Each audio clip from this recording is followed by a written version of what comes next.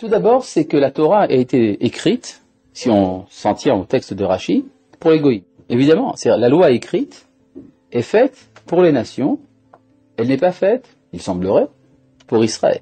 Ça veut dire quoi? Ça veut donc dire que, mais si la Torah est écrite uniquement pour les goïms, alors quelle est la Torah qui est donnée à Israël? La Torah orale. La loi orale, Torah Sheba'al Peh, c'est elle qui est faite pour Israël. À la limite, on aurait très bien pu recevoir tous les récits de la Torah par tradition orale. Surtout parce que ces récits nous concernent nous. C'est-à-dire, les récits qui sont rapportés dans la Torah sont des récits qui racontent ce qui nous est arrivé à nous.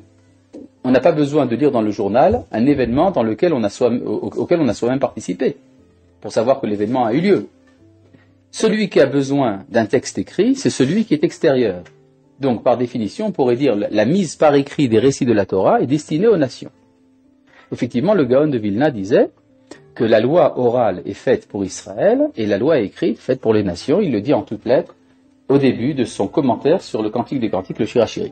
Et donc, Rashi reprend cette idée-là, que le texte de la Torah est écrit de telle manière qu'un ressortissant de la culture générale, de la culture des nations, puisse en retirer un enseignement. Il y a peut-être là-dedans une justification a posteriori d'un phénomène négatif qu'on trouve dans les yeshivot souvent, c'est qu'il est plus facile de trouver une Gemara dans une yeshiva que la Bible, qu'un Tanakh. Vous cherchez le Tanakh dans le Beth Midrash, vous avez du mal à le trouver. Mais une Gemara, il n'y a pas de problème.